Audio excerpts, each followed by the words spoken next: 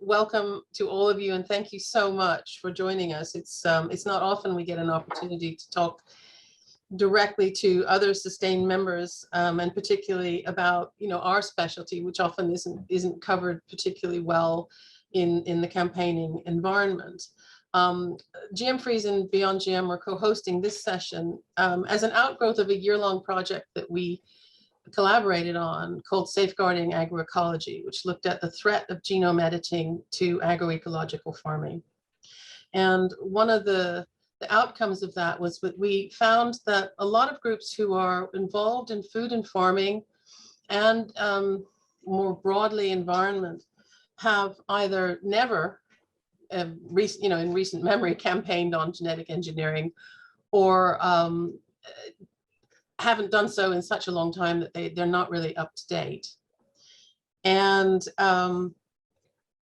we are now at a stage in the UK where we are about to comprehensively deregulate genetically engineered organisms or genome edited organisms. And this has profound implications for our food system as well as for our environment. And a lot of you may be wondering how we got here. Part of how we got here was a sort of general lack of engagement and a feeling like the issue had gone away because it was not necessarily in the media, it was not necessarily on the political agenda, but for those of us who've been working in it for a number of years, it has been expanding exponentially in terms of the proposed uses of genetic engineering, the science, and the narratives around it. So we hoped to take an opportunity today to present a little bit about where we are and where we're going, to address any questions that you have, and to hopefully talk a little bit about how we might all work more constructively together as this movement to deregulate gene editing gains momentum, and it will gain momentum quite quickly. So with that in mind, what I'd like to do is just dive right in, Liz, with you, and I will make you co-host again. And you can do your presentation first. Oh, absolutely. Right. Now we get the fun bit where we just make sure everything's on the screen. So I will share and then go into presentation, which seems to work better. So you'll get that moment of seeing some of my other tabs there. Is that working for everybody? That's good. Excellent. Hurrah. Okay.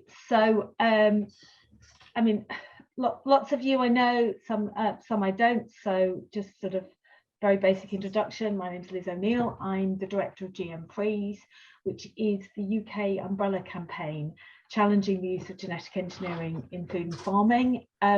We are a membership organisation. Our members range from big NGOs like the Soil Association and Friends of the Earth through to tiny grassroots campaign groups that are often one or two people who really want to connect their own concerns and get involved with what we're doing.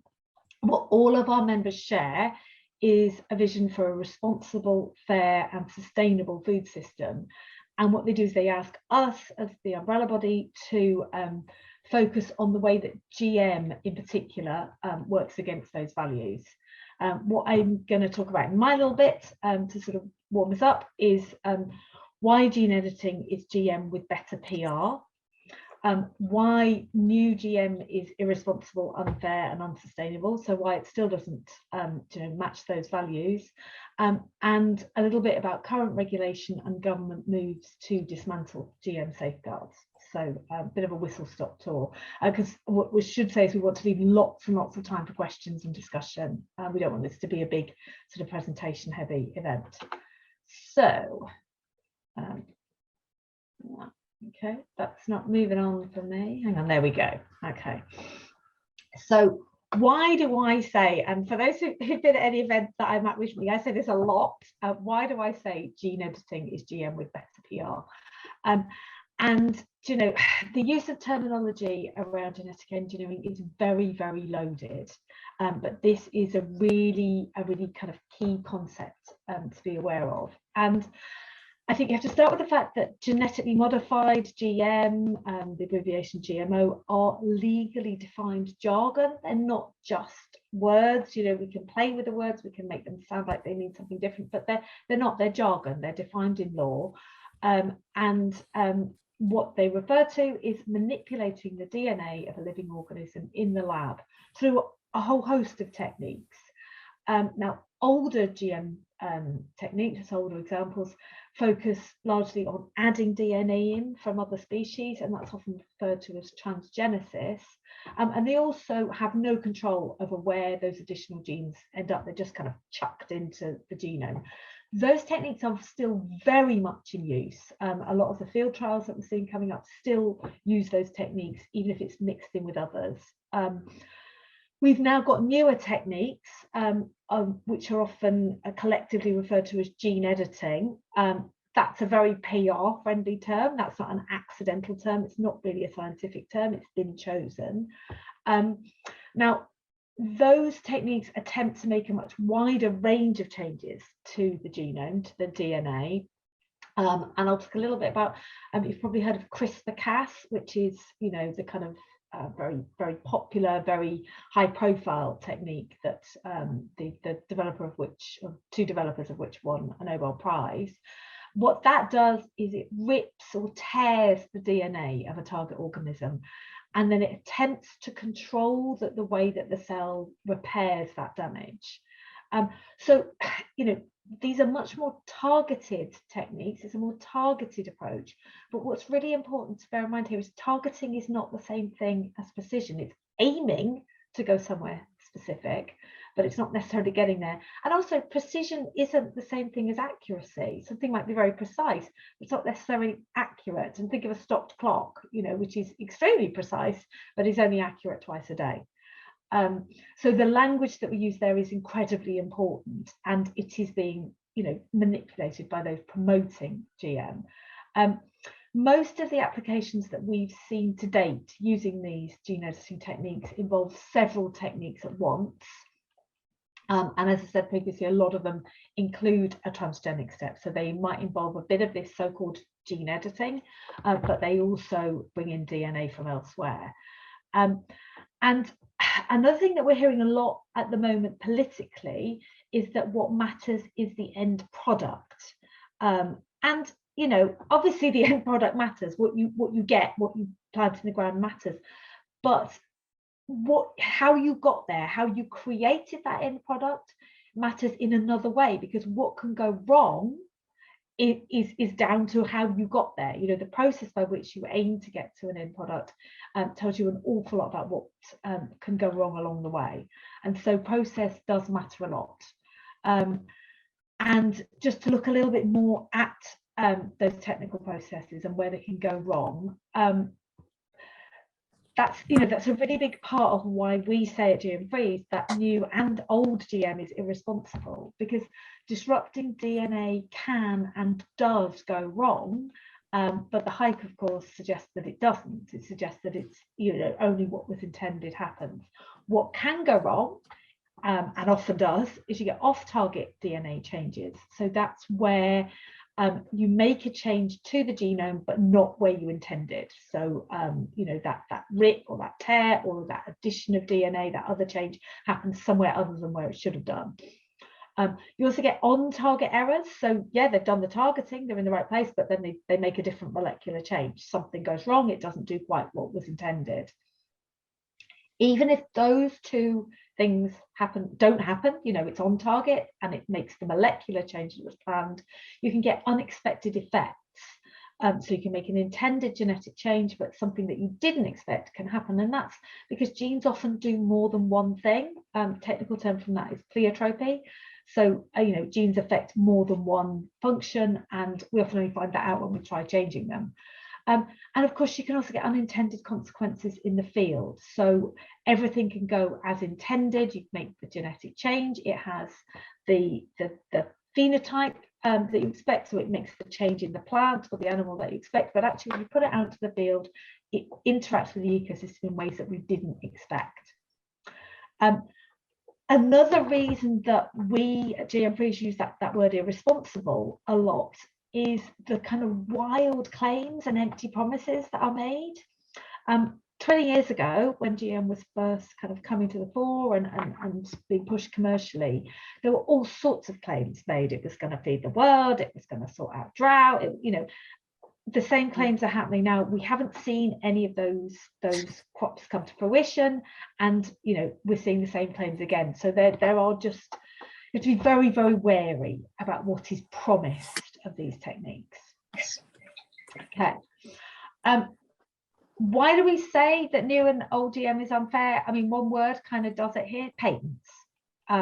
Patents are where corporate control of the food chain really starts and lies.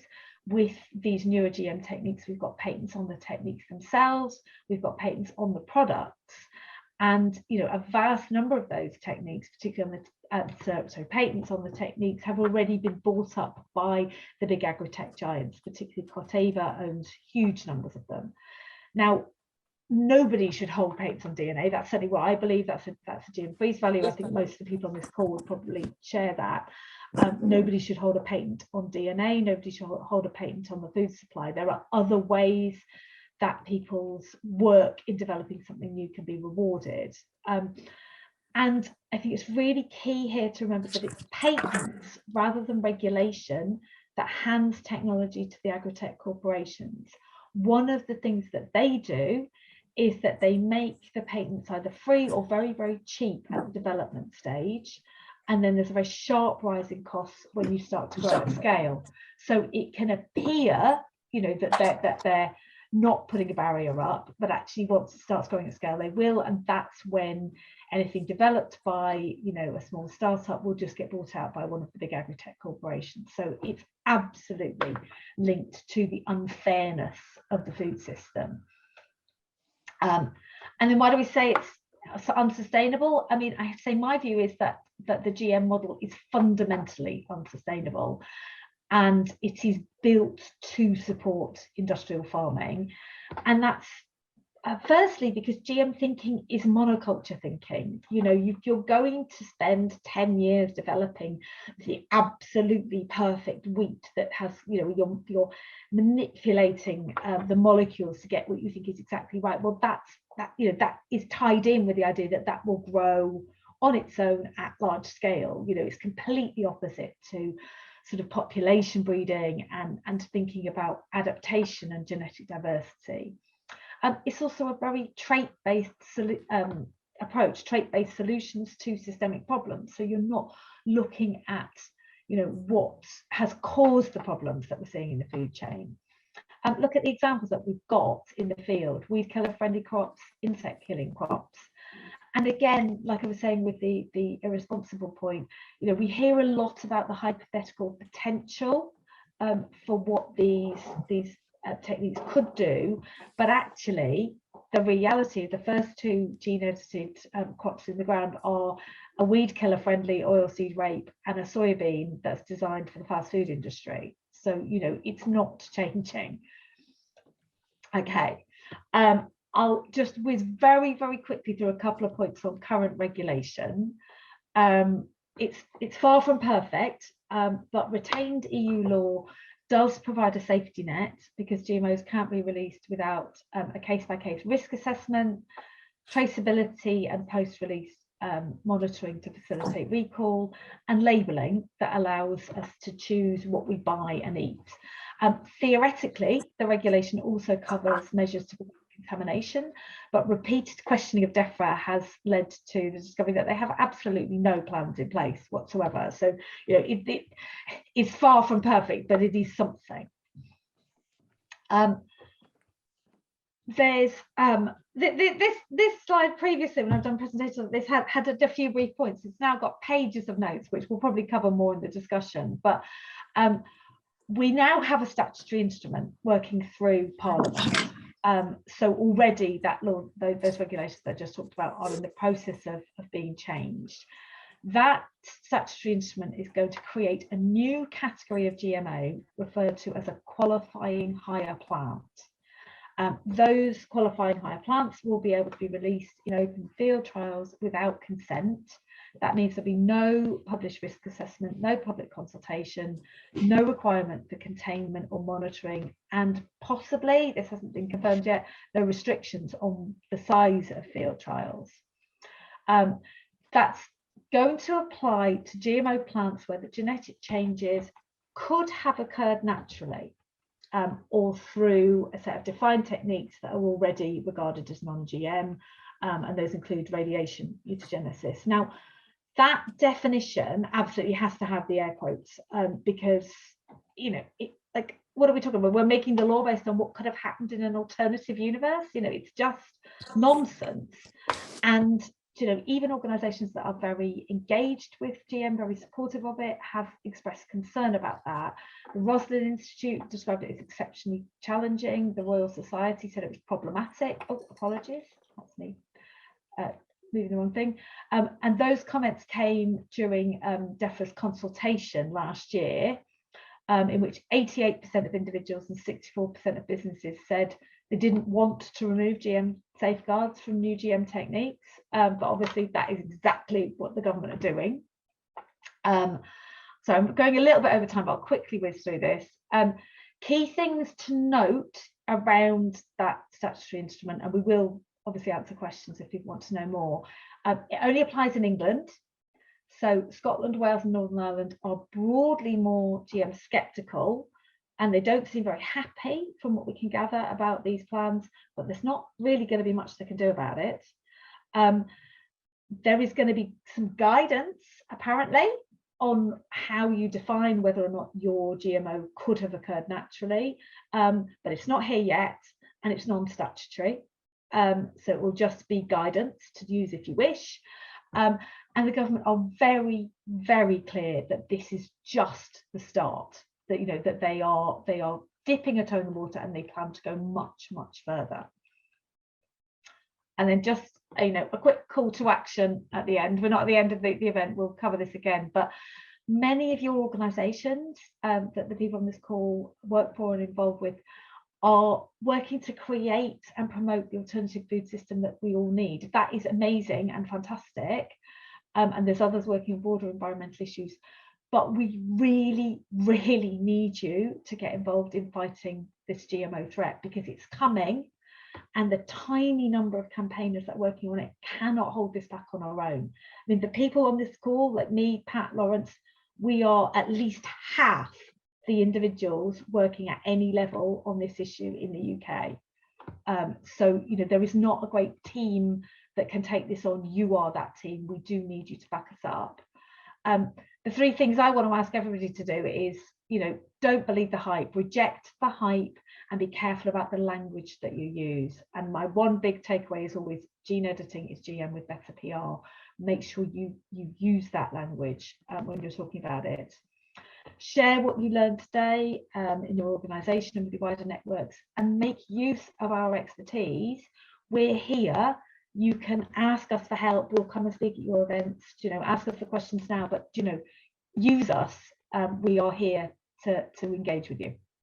And with that, I'm going to stop sharing. Yeah, and hand over to Pat. Pat, you should be able to share, actually.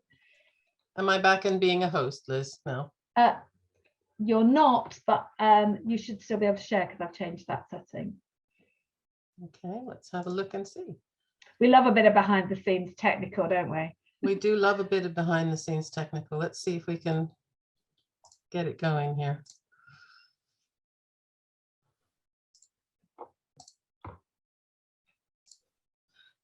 Right.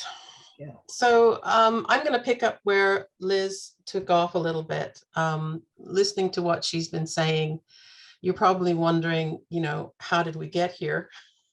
Because it felt as if for many years that this was, as I said in my introduction, below the radar, that we'd finished, that we'd gone past this. Where we are now, on the verge of changing major legislation in the UK, we got here through what was essentially a flawed and prejudicial consultation process for which the outcome was predetermined. And this was an entirely tick box exercise last year.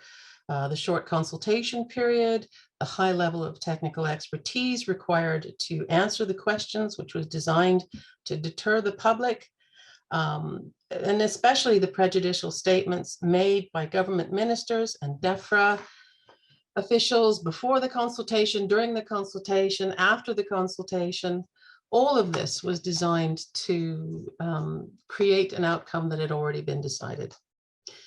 Much of the public engagement on the consultation came via campaigns in the end. There were 6,440 responses, but DEFRA removed most of these campaign responses. They were about half of all responses received to the consultation process from its analysis. And yet, even with these consultation responses removed, the figures were quite clear. 85% of people who responded to the consultation said that genetic technologies in agriculture needed to be regulated.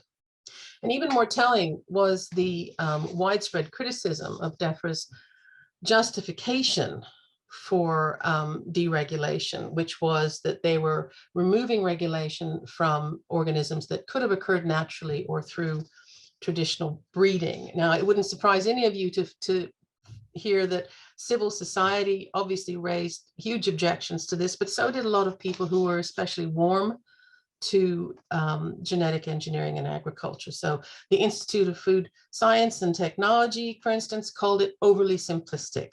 The Microbiology Society said it was purely philosophical. The Roslin Institute, which is one of the leading institutes developing genetically engineered animals, found it exceptionally challenging. The British Veterinary Association refers to it variously as fundamentally flawed, misleading, poorly defined, and likely driven by industry. The Royal Society called it problematic. The Royal Society of Biology said it provided no clear criteria.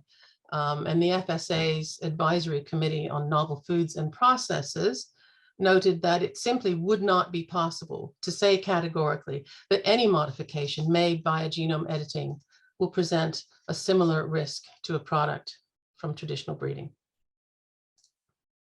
We are nevertheless on the verge of creating these new regulations around a hypothetical subset of GMOs that could have occurred naturally or through traditional breeding.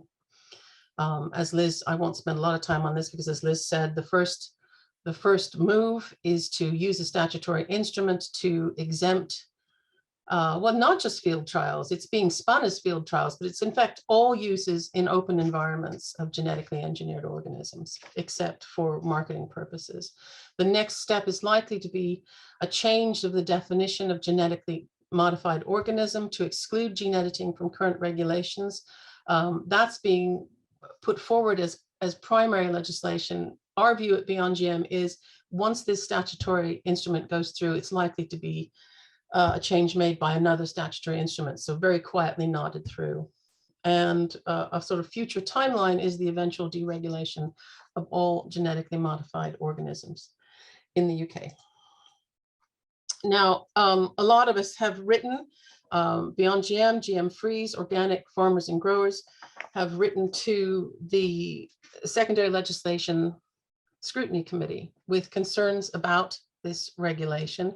And we, Beyond GM, have also written to the Joint Committee on Statutory Instruments raising procedural issues, and to ACRE asking for clarifications on just how they're going to guide people to identify genetically modified organisms that could have occurred naturally.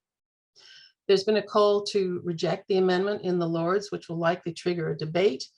And in its report, which was just press released yesterday on the statutory instrument, the Secondary Legislation Committee noted, amongst other things, that the context of the legislative change, in other words, the government's plan for wider reform, are not clear, that key documents such as criteria for defining a GMO that could have occurred naturally, an environmental assessment, and information on how the new law will impact devolved nations is completely missing from this proposal. And it concludes that such profound changes should have been made through primary legislation.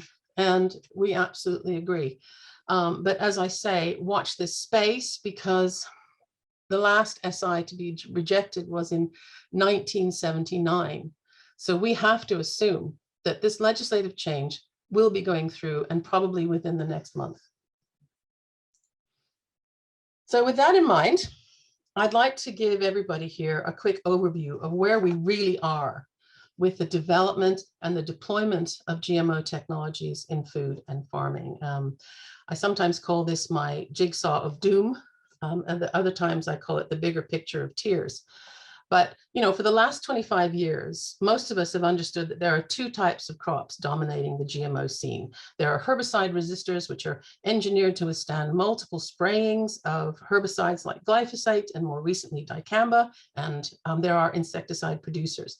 These are plants that are engineered to produce their own insecticides. And these genetic changes have been applied only to a handful of commodity crops like soya and maize, oilseed rape, and cotton.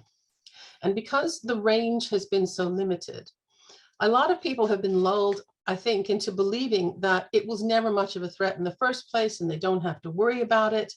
But the science has advanced exponentially, and the range of crops and foods that can be produced using genetic engineering is now really only limited by the ambition and the funding of the biotech industry. And at the moment, our government is ensuring that developers have plenty of both. But it's not just crops anymore. Today, genome editing technologies extend beyond plant species into a variety of different livestock in both agriculture and aquaculture. We're now looking at a world where insects, both those that carry diseases like mosquitoes, but also beneficial pollinators like bees, are the focus of gene editing ambitions. So there are developers proposing that, gee, we really don't know how to solve this colony collapse disorder problem, but we could genetically engineer the bees so that they have stronger immune systems. Who knows? Most genetically engineered microbes and algae are not used in the field yet, but in the lab, where they are re-engineered to produce food ingredients and flavorings, aromas, usually high value things like that would otherwise be grown by small farmers in developing economies, things like vanilla, cocoa, saffron, but also orange flavor, stevia, vetiver, coconut. And this process of re-engineering microorganisms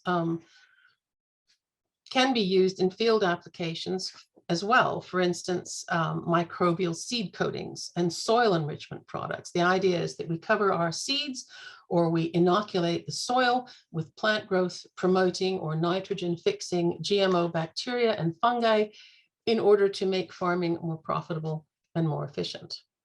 The direction of travel is to exempt these really hidden uses from labeling and therefore monitoring.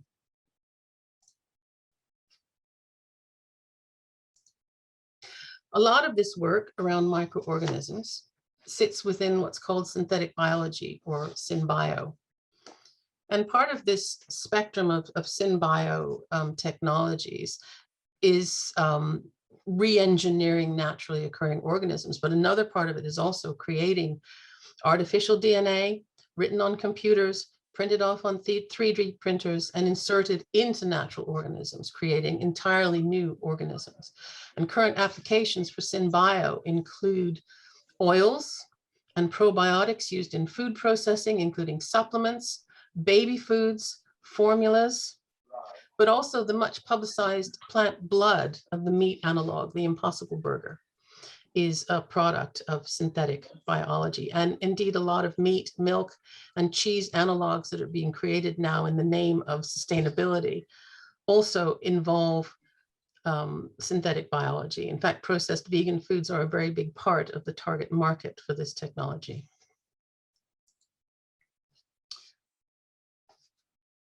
I'm going to move on to DNA tracers. Now, DNA tracers are a technology in development, and they are a slight sidestep from food and farming, but they're a good illustration of how few limits there are to the ways that DNA can be manipulated. They are short strands of either synthetic DNA or re-engineered natural DNA that act as biological labels.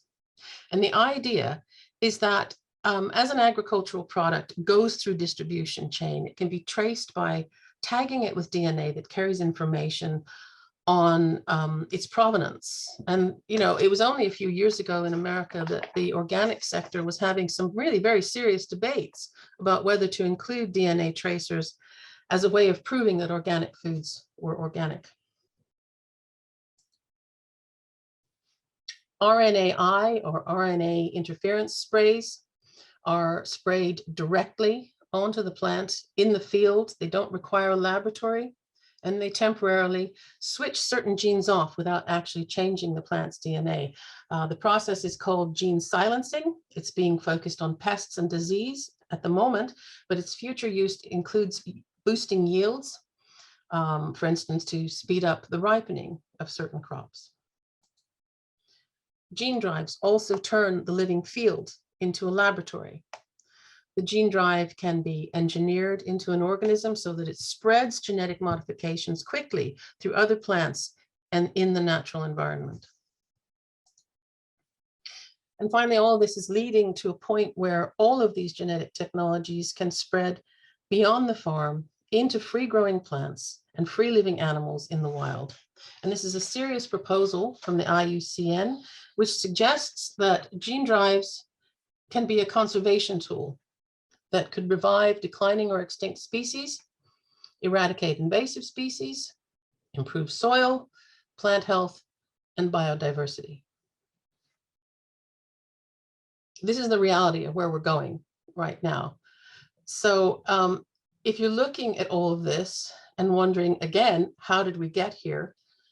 I have a couple of thoughts on this. And before I do the next slide, I want to make very clear to our colleagues from the Soil Association who is here that, you know, we've talked to you about your Agroecotech report, and we'd like to continue talking to you about it, but we do certainly feel that there are some problems with it. So the first thing to say is, last year, as the consultation was going through, the Food and FAO Strategic Framework for 2022-2031 was released, and it focused almost entirely on digital, robotic, and genetic solutions to sustainability, and contains the rather worrying statement that systemic approaches like conservation, agriculture, integrated agriculture, agroforestry, agroecologies are essentially entry doors through which these emerging technologies could become more widespread within the farming system. And you can comfort yourself by saying that these attitudes are unlikely to arise in the UK, and yet we are seeing echoes of them within the National Food Strategy, which was very warm towards technologies, fake foods, genetic engineering, and using these technologies as a way of boosting agroecology. And this, of course, is something that is reflected in the Agroecotech report, which was written for the Soil Association, and looked at a range of technologies that could possibly help promote agroecology. There's nothing wrong with technology. We are not anti-technology.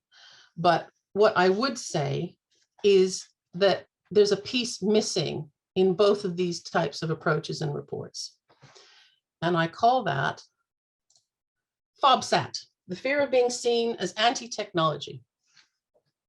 You've heard of Fomo. This is FOBSAT.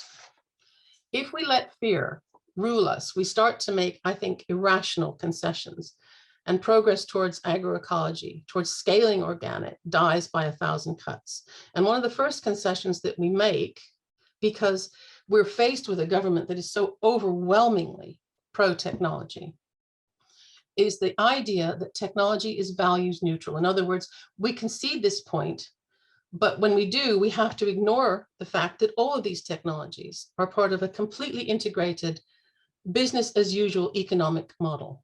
So many of the companies promoting things like artificial intelligence or drones or robots also have divisions that sell seeds, pesticides, fertilizers, etc. And the information that is harvested through these other technologies is fed back to that part of the company so that they can sell on to the farmer. And I should add that we did we did a survey of campaigning landscape about 2 years ago. Nearly half of these responding organizations had no official position on genome editing technologies. Most thought that we could have a moratorium rather than a ban. A lot of people expressed ambivalence and uncertainty, and there was support for this kind of government-based regulation, but a lack of understanding of really how the government isn't interested in regulation at all. We did a similar survey of UK and EU conservation groups at the same time, and that turned up very similar results. There was little evidence that most conservation groups had a detailed knowledge of genetic technologies or their use in conservation. There was far less systemic analysis of the problems arising from genetic technologies in conservation. There was less concern that genome editing might be a sticking plaster. There was this huge trust that government would somehow get it right, and a much lower level of values-based opposition or analysis around technology. So my hope for today is that we come away from this session recognizing that we need a different kind of engagement with this issue, one that is rooted in clarity, and in particular clarity about the criteria necessary to assess different technologies against the kind of farming that all of us want, which is not a sort of technocratic, robotic farming, but a sustainable farming that is rooted in land and values. And certainly at Beyond GM, we would very much like to open up more dialogues around this tsunami of biodigital, biotechnological approaches to farming, which forms the centerpiece, not just of UK farming policy, but increasingly global farming policy, and find a way so that every organization, whatever your focus is, can find a way to speak out in a way that is appropriate to what they want to achieve. And perhaps today will be a first step. I will post some links to some of these reports and the co-reports that we've done with GM Freeze as we're talking, but I'd like to turn over to Liz and Lawrence and hopefully get some questions going. Thank you very much for listening.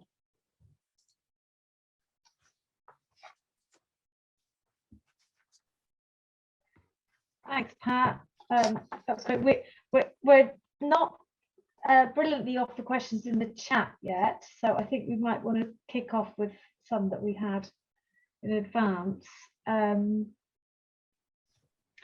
But having said that, we have already discussed we are going to be following a policy of only taking the first few questions from women, because significant amounts of research have shown that that is the best way to ensure that participation by women is stronger.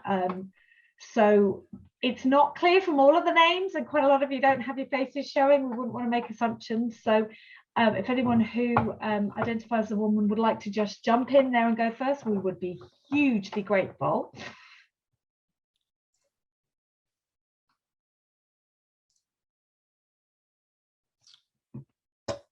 Patty, hooray. I'll go for it. Hey, Yeah, woman. It's fascinating. Thank you so much. And I'm sorry, my when I put my earphones on, it just suddenly, you heard all my splashing about. This is, I'm seeing this. It's so shocking. It's so awful that things have turned around so much. And of course, for us, it's I'm Patty from Baby Milk Action and IBFAN, and to us, it's all this multi-stakeholder Gates-funded approach that is behind the whole thing. And I loved it, your phrase, Liz, about PR. What did you say? It's better with better PR. This is going to be our problem, surely, because Gates and his PR machine is everywhere. I had a whole discussion with The Guardian last night about whether they would carry an article about some poxy horrible trial in Africa on formulas on babies. They, oh no, we're not affected by Gates. We're not affected. And honestly, we want to be independent and all the rest. Well, I'm sorry, it's really, really hard. His money is everywhere.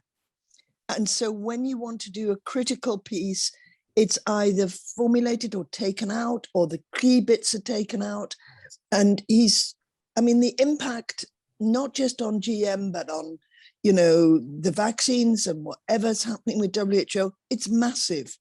So it doesn't surprise me at all that the love fest between Boris and Gates and whatever, and saying whatever he wants, and he's completely locked in patents anyway.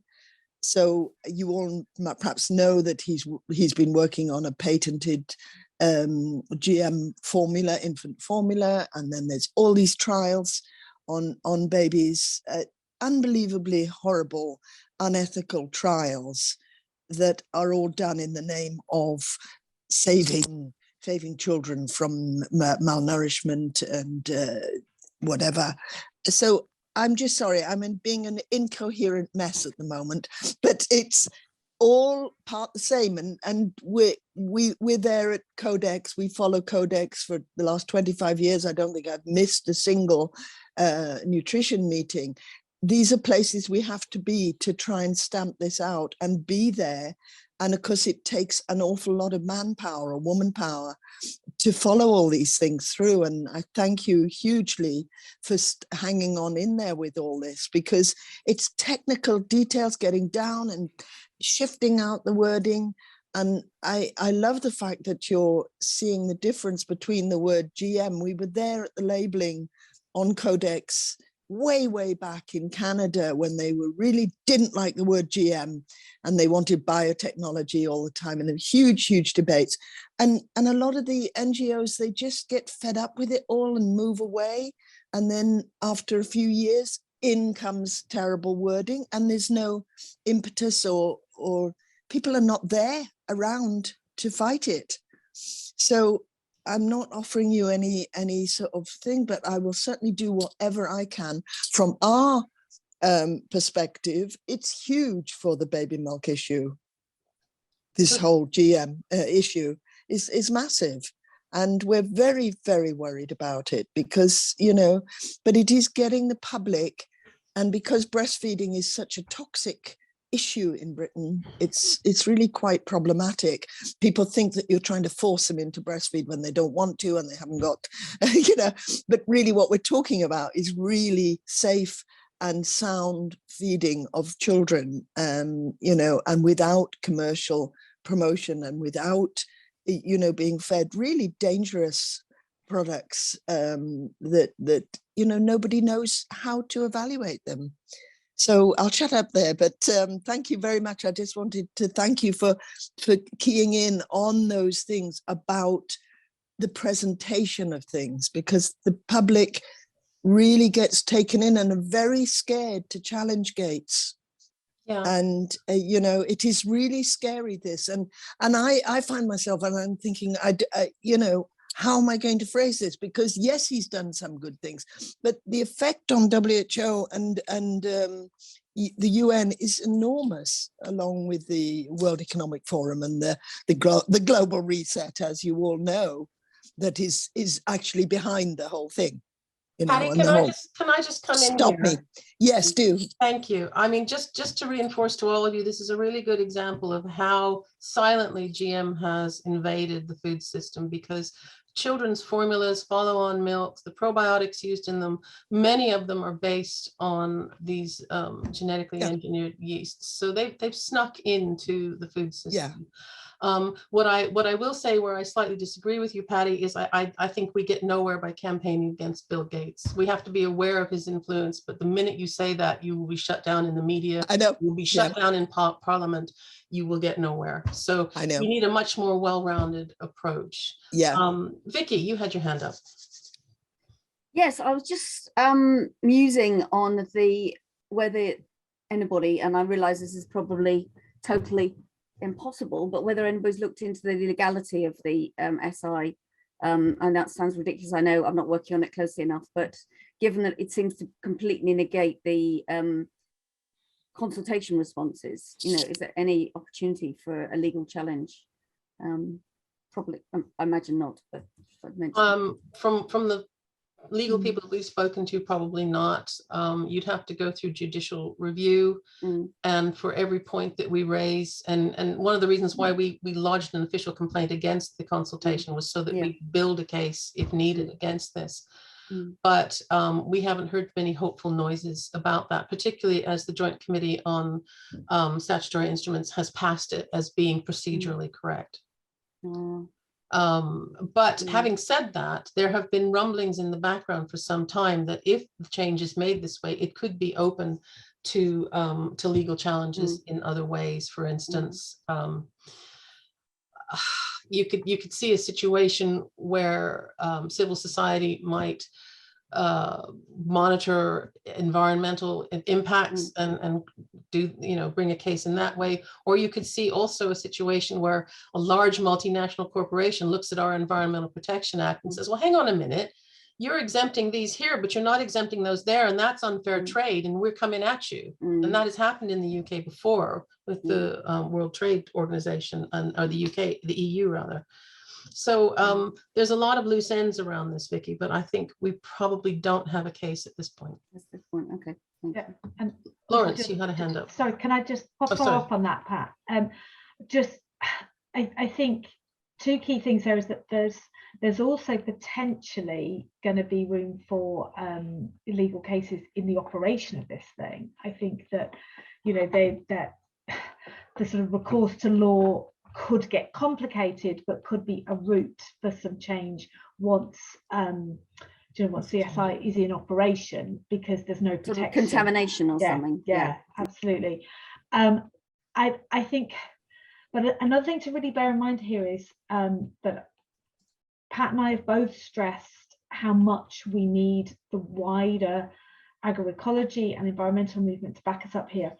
We don't have anything like the budget to buy in legal support. We don't have the staff, we don't have those big teams, and so we are kind of scrabbling around finding this information. So that's the kind of thing, the kind of area where bigger NGOs or just more specialist individuals can make a massive difference, can really come in and strategically support. And also, just to kind of round out on the SI, something we've talked about a lot is that while it's going to be incredibly difficult to stop it, almost impossible, it is highly possible, and we are already succeeding in making it very bumpy. And because we know this is the first step, the more bumpy it is, the more difficult a ride the government feels they may have further down the line, the better. So it's still very much worth making lots of fuss at this stage, even if we can't actually stop it. Lawrence, you had your hand up. Yeah, thank you. Just a couple of points that have come up. I think, Pat, you've probably answered Tracy's thing about Zach's position in the chat. I think so. That's that crossed off. I just wanted to ask about, mention about how we got here, and just to stress the significance of genome editing in the whole technology evolution, or the evolution of technology, and just how important it is. Pat's already that has, as Vicky said in the chat, that horrific jigsaw that Pat put together magnificently, magnificent and horrible, and the extent of this technology is that jigsaw gives a excellent sense of just how far-reaching the technology is. What it doesn't do, and I think this is so important to members of Sustain and other people in the alternative movement who are not members of Sustain, just to realize the qualitative differences with this technology as opposed to previous GMOs. There's no question, genome editing is a genetic engineering technology. But the difference between other GMOs is it is transformational in its ease, in its accessibility. You can do this stuff in a garage, and people are doing it in a garage. biohackers in America producing gene-edited plants that glow in the dark. So it can be done. It doesn't necessarily have to, by definition, in terms of technology, doesn't have to be done by big corporations. It will be done by big corporations, but it doesn't have to be. It can be done by small groups of farmers. It can be done by individual nutters in their garage. It can be done right across the board. It's relatively easy technology, which means the need for constraint and regulation is so much more important than it's ever been before on genetic engineering technology. And because this technology can be applied in so many ways, and Pat's jigsaw showed that, it's not something that anyone who's building an alternative or arguing for an alternative world can ignore. You know, there's lots of people here from the seed sovereignty program, which I'm involved with. And I keep saying in that program, it's no good saying that agroecology bases itself on open pollinated varieties. You can gene edit open pollinated varieties of seed. It's no good saying we only grow heritage stuff. You can genome edit, you can gene edit heritage varieties. So it can be everywhere.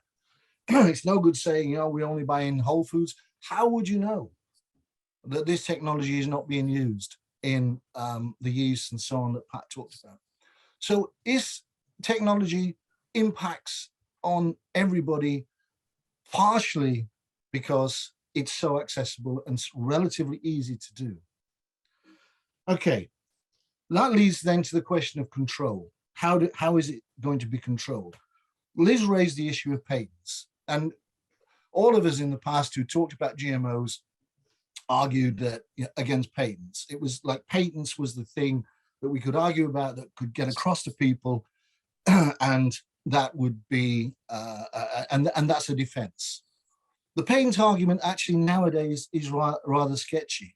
We had a meeting with researchers and people in pig breeding primarily, who are not interested in patents. And so we don't need patents on this technology. Some of the breeders, some of the developers of genome editing say we don't need patents. They're looking at control through other methods of intellectual property, namely in this case, the commercial control of the final material, how that goes into the agricultural system. It's another method of intellectual property control, but it's not a patent.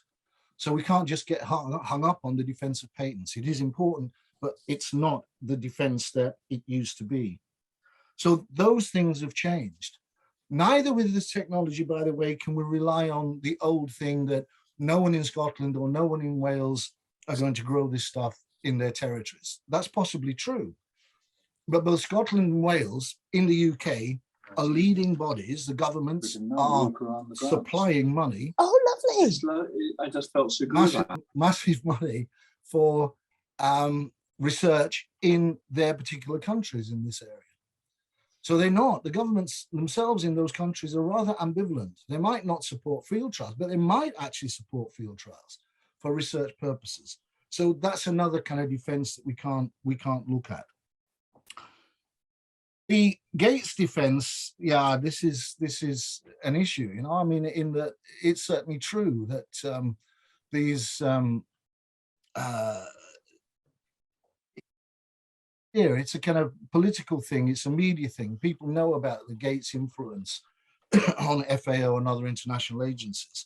That's fair enough, but we also have this technology being accepted as part of the National Food Strategy, Henry Dimbleby's National Food Strategy, which almost all members of Sustain accepted and said was a good thing. There were very, very few voices that pointed out the fundamental flaws in that strategy, which is not really a strategy. And one of the major fundamental flaws is that it accepted gene-edited technology. Not only did it accept it, it welcomed it, and all of those kinds of things that go with it. Lots of people I talk to in the agroecology world think that the FAO is great on agroecology, is supporting agroecology. as Pat's document showed, actually the FAO is just as supportive, actually more so supportive of gene editing technology, and wants to bring these things together. Lawrence, So these are all, sorry? Are you about to wind up? Because we've got some other questions. I'm about to wind up, which is also to say that the accessibility of the technology is being welcomed by people who have historically been on our side.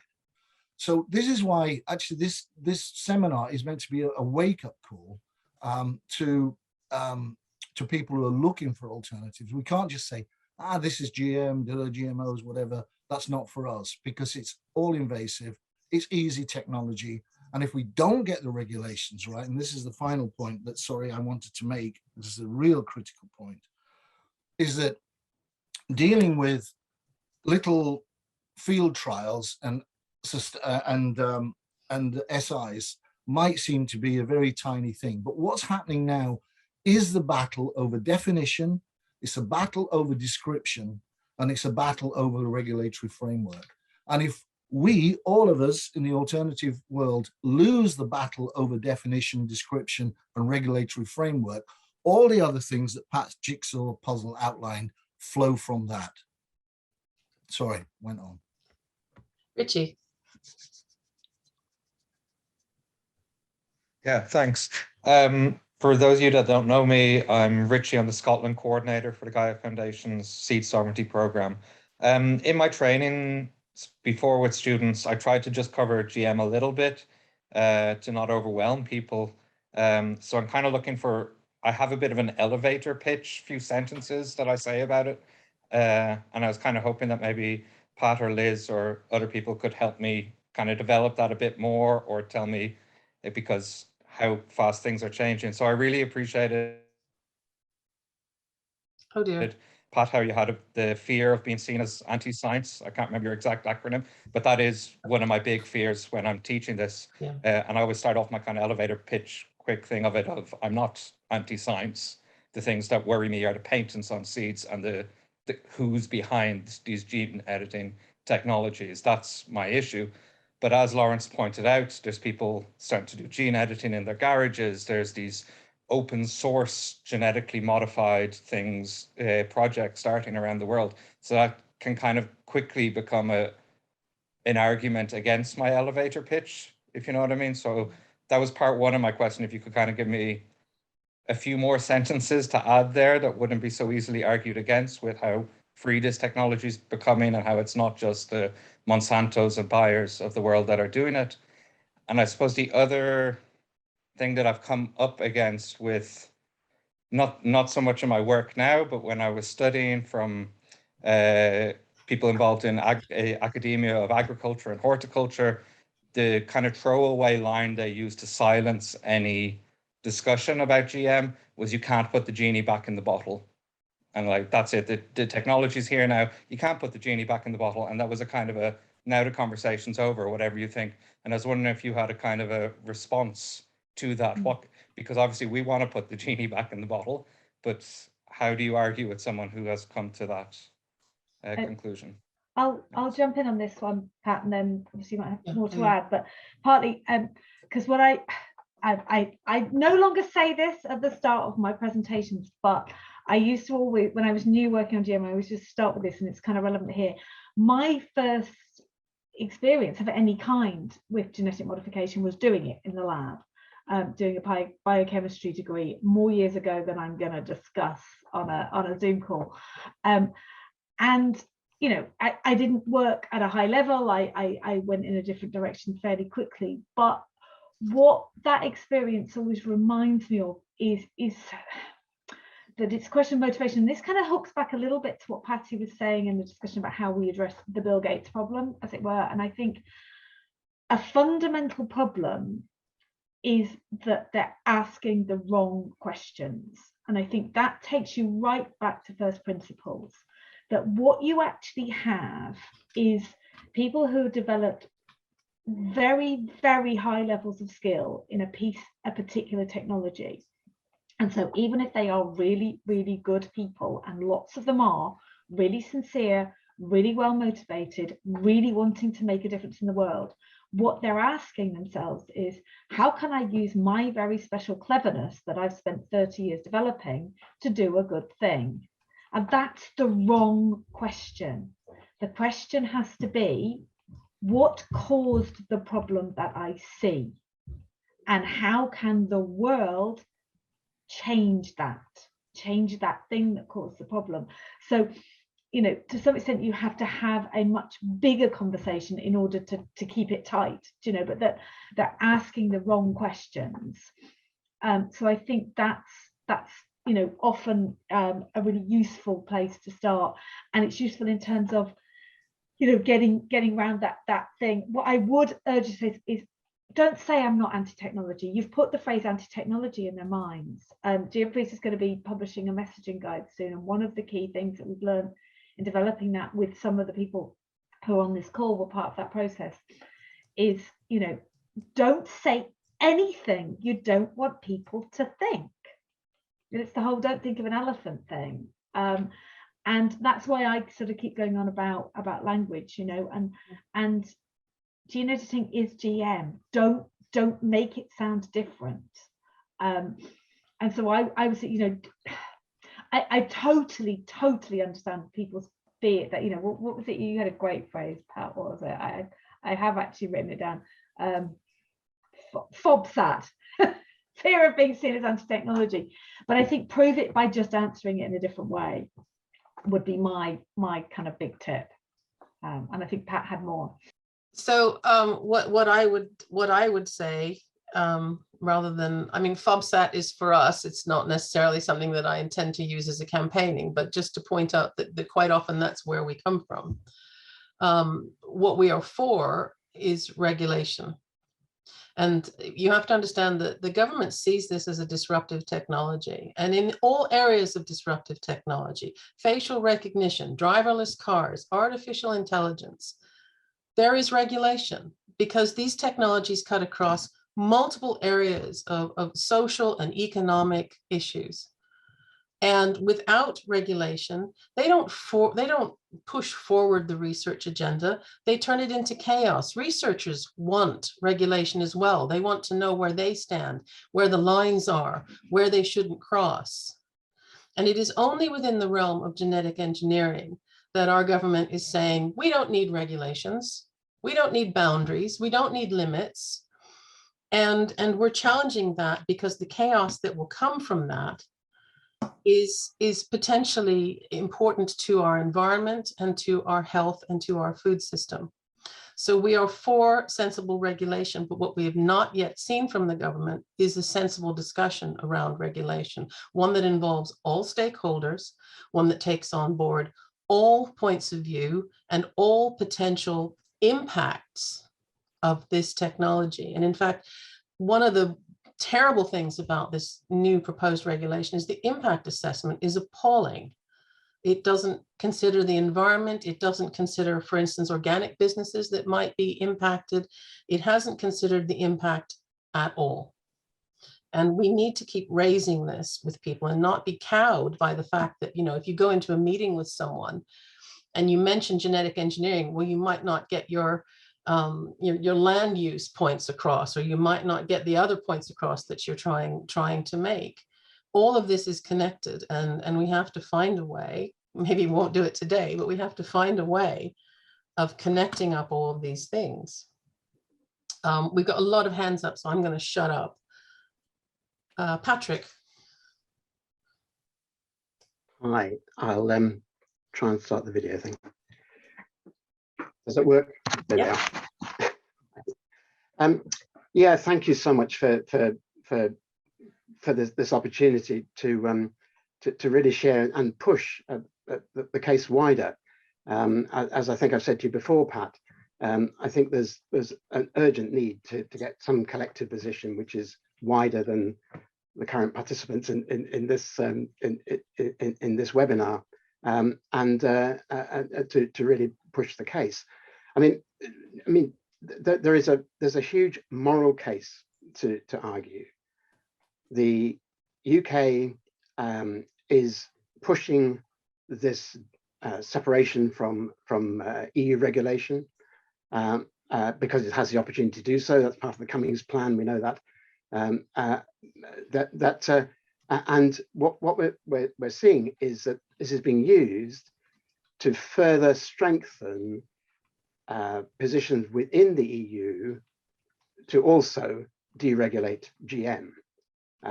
Had we been still part of the EU, that would have been controlled more. Secondly, I mean the pressure within government to push this technology as part of its international collaboration, part of its aid program, is something not to be ignored.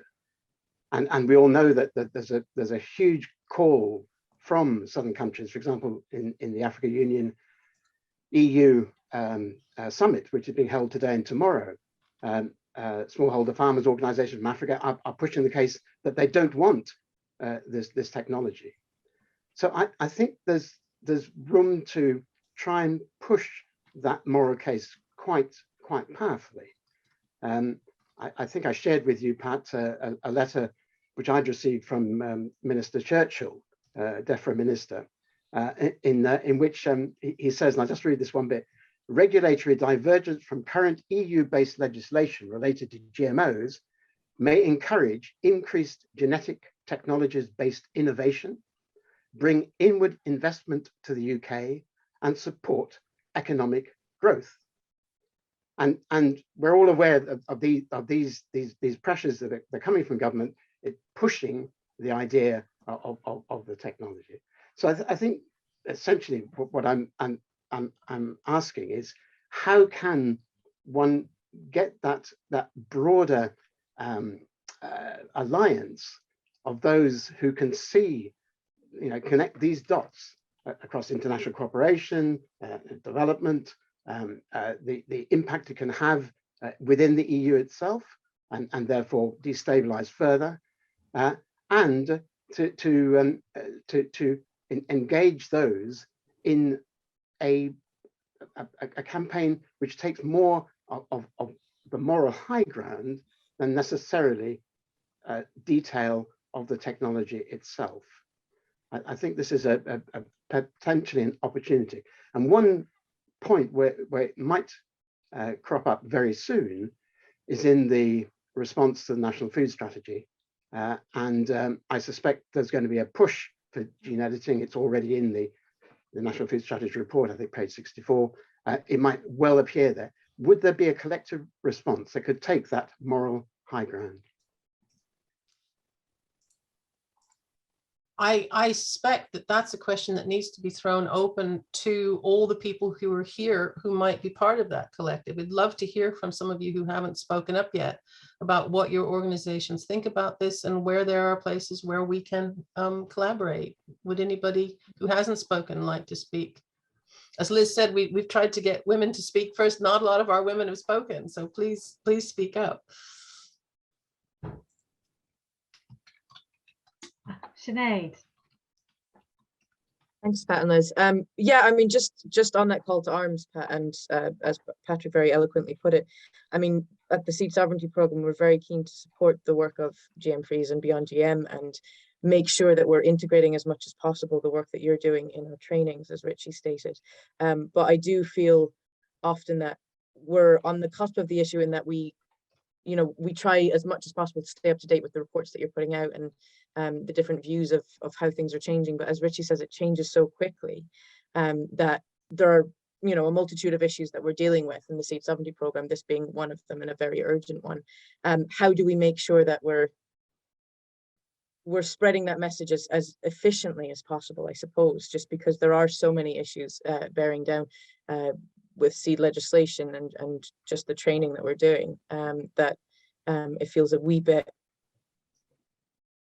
yeah, I suppose just how we maximize the amount of information we're getting out with the limited time that we have. So I'd love to, I mean, if there were a kind of a joint effort, as Patrick said, we would love to join that.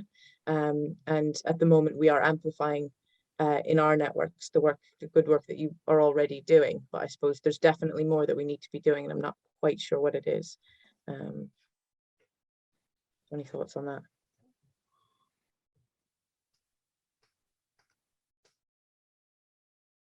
I'm it'd be really good to get more contributions. We very much want this to be a discussion rather than just us answering questions. But I think that there's kind of an interesting point here that's coming to my mind, that there's sometimes a choice. I think what we've had a few times is that people have a limited capacity, a limited opportunity to sort of include GM and what's going on. And I have to say, no matter how urgent the current thing, I think you have to prioritize some basic understanding of what's fundamentally wrong. Otherwise, it's not going to hit home. So I think that has to be a bedrock of understanding those basic principles of and just reminding ourselves why this is not the model, why it's not compatible.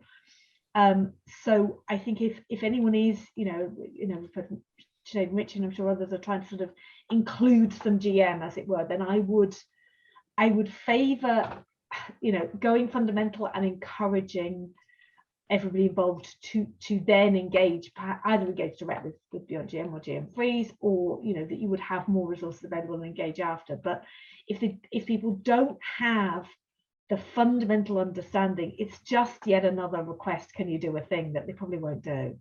I may be a little old and cynical on that view, and others may want to disagree, but you have to get the basics. You have to feel kind of why it's wrong,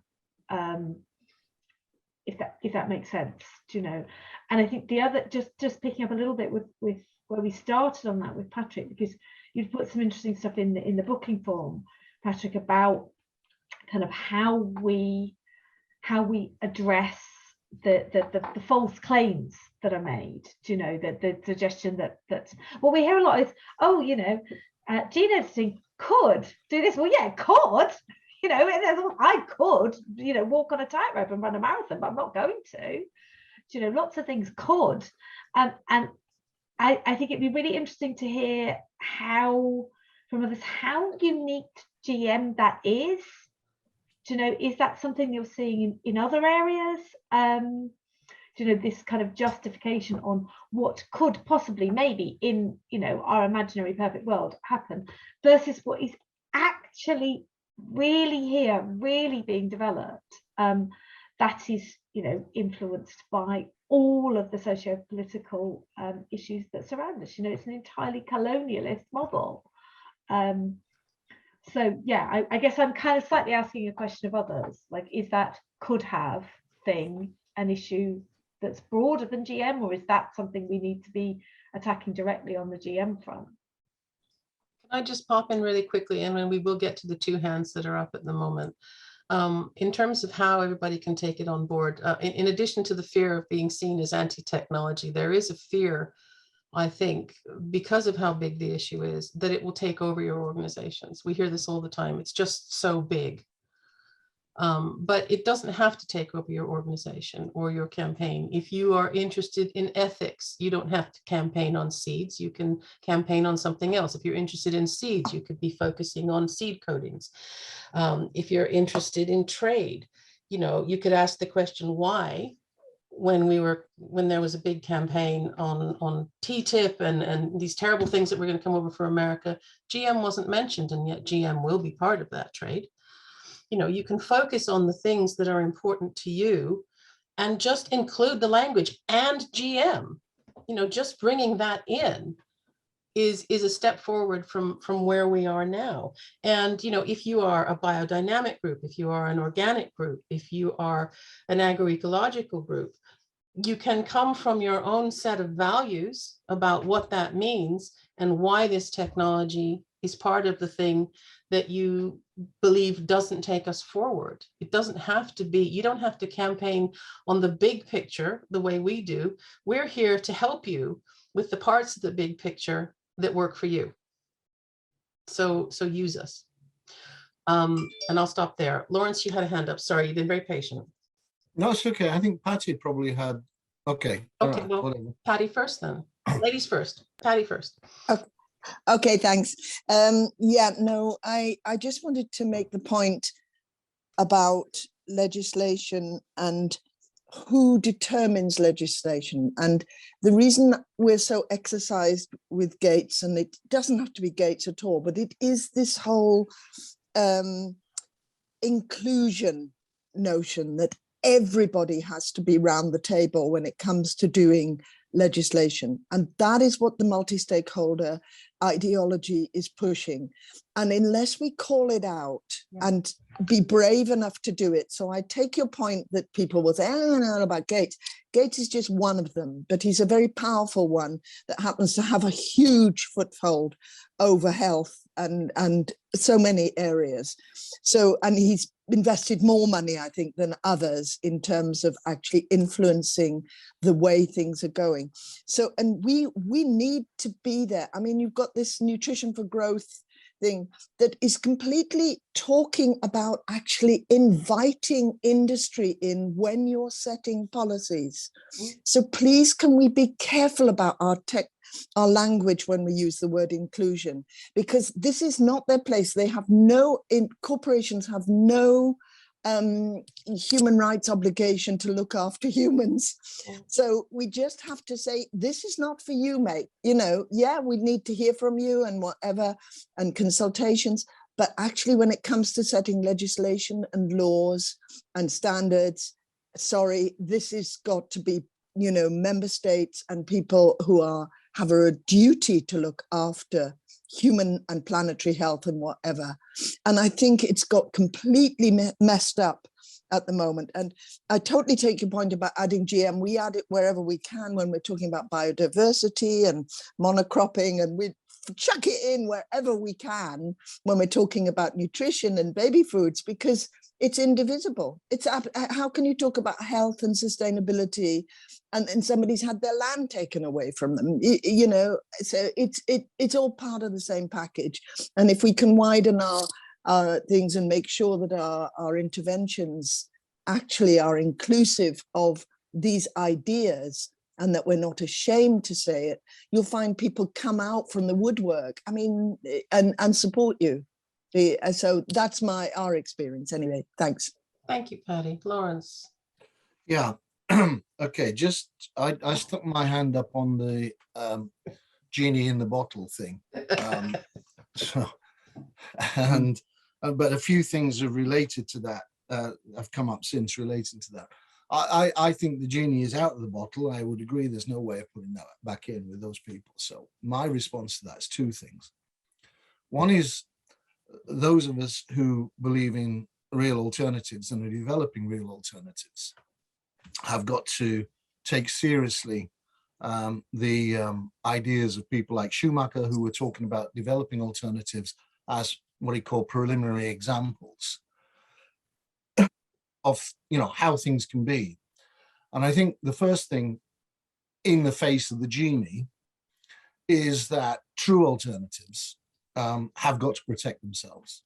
And we have to, those of us who are looking at and developing day-to-day, in our day-to-day work, developing real alternatives, have got to look at the vulnerabilities of those alternatives and plug the gaps and defend and safeguard to make sure that actually the invasiveness of this kind of technology is not going to subvert or deform our true alternatives. So the true agroecology movement, as opposed to some faux agroecology movement, has got to look at that. The true organic movement has got to protect itself. And I think that's right across the board in terms of alternatives, especially in terms of what intermediate or appropriate technology is. So one is look at ourselves, look at the vulnerabilities, look at our development profiles, and see how to protect that. Get rid of the sloppy language that's in all of our alternatives. Get rid of it and tighten up on some things. The second thing on regulation, the second thing in terms of the genie in the bottle, is that we have to tie up the genie as much as we can. Pat alluded to this. We have to find ways of restraining, of constraining, of restricting, it's not going back. Well, there's no way that genome editing is going to be banned. There's no way that synthetic biology is going to be banned. Let's just forget that's fantasy. We have to constrain. And in terms of constraining this, to pick up Patrick's point, there's two forms of alliances here in terms of developing regulatory and cultural, which is also important, cultural constraint. The opposition are winning the battle on culture at the moment. The idea, there are a lot of people who bought into this idea that this technology is somehow akin to nature or mimics nature. And they've got that narrative. So we have got to win that technology, that cultural battle, that narrative battle. But the other thing is restraining the technology and finding ways to restrain the technology. And there's two alliances that we need to build. One alliance, strangely, is with people from the mainstream who actually buy into the technology. So some of them buy into the technology, but don't buy into its uses. They don't buy into the corporatization of it. They don't actually buy into the destructiveness of the industrial model, whatever. They do see, as Liz alluded to, some benefits. And there are some alliances we can have there. So some of the genome editors we've talked to, don't believe in patents. They believe in transparency and they believe in labeling. So there are alliances with those kinds of people. There are also people in the mainstream who buy into genome editing who are looking a little worried about how the definitions of the Cartagena Protocol are being misused. So there are alliances to be gained there. So we should look at that. The EU, there's lots of alliances within the EU debates, not people who may want some form of reduced regulation for genome editing, of some types of genome editing technology, are not in favor of deregulation. Actually, those voices are much stronger than ours in terms of arguing for regulation. So we should find alliances there. And that means finding those alliances means also putting some people on the spot with sloppy language. So the National Food Strategy particularly, I mean, we have not put Dimbleby and co on the spot in terms of their endorsement of fake meat and synthetic biology and all of that kind of stuff. Now, Beyond GM is a small organization. We don't have the pull that some others do. But I think that kind of looking at those statements made by people who should be on our side, or we're favor, we should be challenging them and building an alliance. But on our side, building an alliance means also, and I think we have to build an alliance. Firstly, as Pat said, we should move out of our little kind of silo here. We're not just talking about applications of genome editing in agriculture. We're talking about applications of genome editing, RNA technology, synthetic biology, right across the system. So we should recognize that this is an ongoing regulatory battle, and it's a regulatory battle about allowing alternatives and tying up the corporate or the mainstream. So we're in the same regulatory battle. At the moment, individual organizations are looking at regulations as how they impact on their own area. And we have to move away from that. We have to look at how the regulations of this technology affect everybody. So it's a across the board thing. If we were now starting on pesticides, all of us in our different organizations, everyone here has a different view about the impact of adverse impact of pesticides. If we know now when we were just starting on pesticides, we would all be working together to have a unified regulatory approach on pesticides. We would just be doing that. We need to have that same kind of alliance, that overarching cultural regulatory approach on this kind of technology. And that means these organizations talking about it. And that means, therefore, some difficult things. And at this point with only 2 minutes to go, introducing a sour and dissonant note here, is that some organizations have got to really look closely about their sloppy language or about their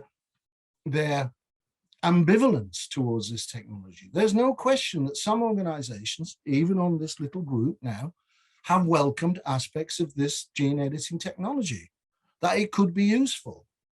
They have created a situation where they don't actually debate it. It's just kind of accepted, you know, and that it could be useful. And our frustration is that we're not actually persuading those organizations to take it seriously and look seriously at what they're saying. So to build the alliance that Patrick's talking about means we have to get an overarching view, and part of getting an overarching consensus is actually to look closely and critically at some of the things that we're saying and some of our inbuilt ambivalence to this technology. Finished. I'm very aware we are very close to the end of time, but I'm just looking back at sort of things that were asked in advance. And Steve, I don't know if you want to kind of, you know, unmute and speak, but you asked in booking about the impact of GM contamination on the food chain. I think that is a useful thing. It's not a very concluding sort of thing, but do you want to put the question yourself quickly? Yeah, thank you. I mean, I think my question was asked because for those that don't know, I'm a member of Unite and the food, drink and agriculture sector of Unite. And of course, this technology impacts right across the food sector as well as other sectors.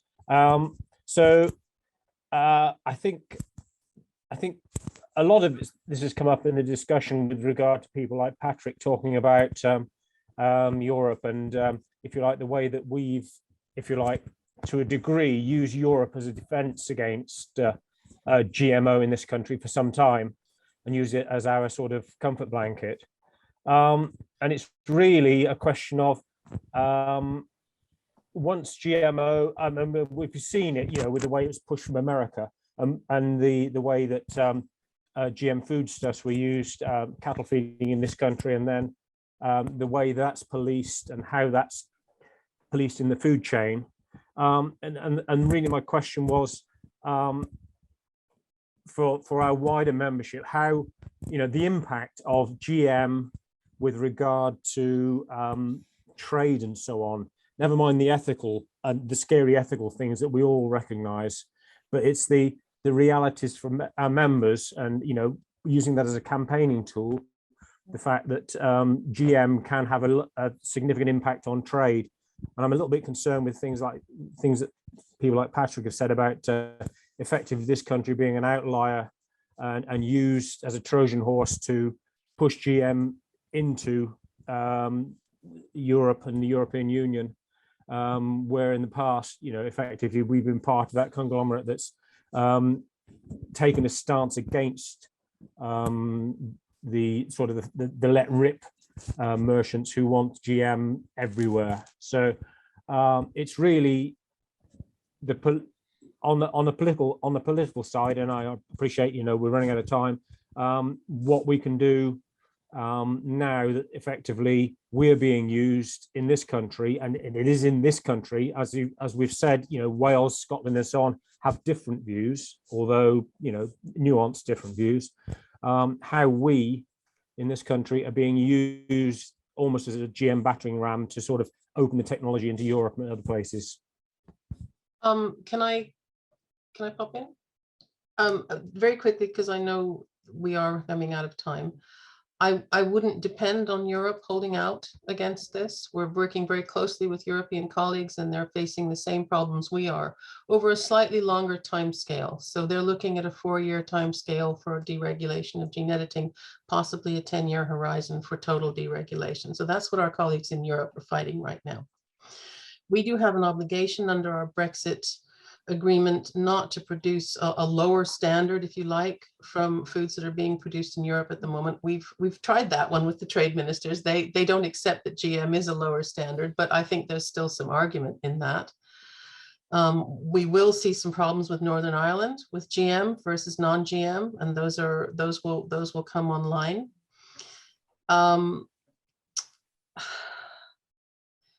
we have a difference, there's a dissonance between retailers here in the UK and retailers in Europe, where there is a very strong GMO-free, no GM movement amongst retailers. There's literally nothing here. We tried last year, some of you may even have signed on to the letter, to get retailers to be aware of this issue and to stand up and to say, look, we're not going to stock these unregulated, unlabeled, gene-edited products if they come on the market. And very little happened in front of the scenes, but behind the scenes, the discussions we had with a lot of supermarkets suggested that they were taking their advice from DEFRA on what was safe and what was good, and how do you even begin to have that conversation? We're going to attack that conversation again. So I think it would be good to have a longer conversation with you, Steve, about trade issues and see what we can do to raise that, because I do think it is incredibly important, but I wouldn't necessarily say that Europe will be our ally in this. Just to add on to what Pat's saying, which I 100% agree with, if you want an example of how our government is handling this, the impact assessment of the statutory instrument that is currently in process defines the business sector that will be impacted, because impact assessments are only about money. They barely scratch the surface of any other impact. But when they're counting the beans, the only beans that they're counting are literally beans, because the impacted sector was defined as seed breeders. So having a trial, an open field growing an unregulated GMO next to your organic field is not an issue. Apparently that's not an impact. So there is no preparedness whatsoever at DEFRA for the impact on anyone other than the business that has chosen to do this thing. They have absolutely nothing in place. Yeah, it's great, isn't it? But in the political world, we also have to say this is just not this government. I mean, in terms of how we got here, how we got here is that this pro-high-tech approach had its, well, maybe not its genesis, but was shared by the dying days of the last Labour government. I mean, who, I was on various committees in DEFRA at the time, and post Michael Meach's time in Department of Environment, those of us who were presenting alternative views were systematically sort of Nolanized was the term, actually, because we've been there for too long. And then that pro-high technology perspective picked up during the coalition, but was also shared by the Labour Party. And essentially, our leverage on any of the political parties at the moment in terms of questioning this technology is not dissimilar, whether it's Labour, whether it's Lib Dem, or whether it's the Tories.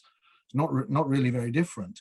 And this is one of the problems, which I think, again, as an alternative, the alternative world has got to do, is we're not really presenting a convincing and coherent alternative perspective on technology that the non-Tory party, or some elements within the Tory party, or the Labour Party or Lib Dems can get hold of. I think Unite, as far as the trade union movement is concerned, is pretty unique in paying attention to any of these issues. I don't actually see it as the trade union movement as a whole is really grasping this kind of stuff. And it's and there are reasons for it, which is, our side, we're not really presenting a coherent, intermediate, appropriate, talking to Patrick here, appropriate technology, intermediate technology perspective. So by default, almost, we've created a vacuum that the high technology adherents sort of are filling. And I think we do need to kind of develop that alternative technology approach, and how that fits in with economy and with the overarching political situation. Because the thing, the alternative, the other bit of the vacuum is something called the eco-modernists, who buy into all this technology and are arguing that this is good for ecology, this is good for environment. And we, our side, are not really at the moment making a convincing case. So it's something that we have to do. And I think the wider labor movement, the wider trade union movement will be really, really good to kind of build alliances and build a perspective, an analysis, and a alternative to this high-tech vision.